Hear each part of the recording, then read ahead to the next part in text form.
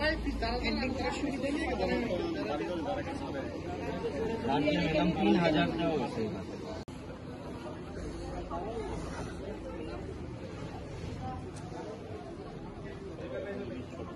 একটা চাবি তো ম্যাডামের হাতে দেওয়াই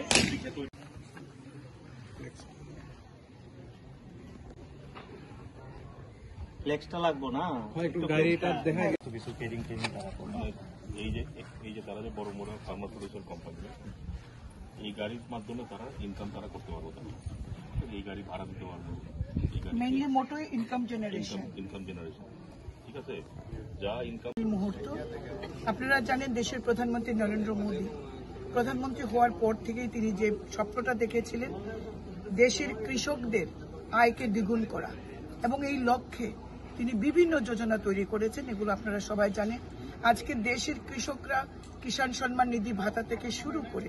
সমস্ত বেনিফিটসগুলো কৃষকরা পাচ্ছে আজকে আমরা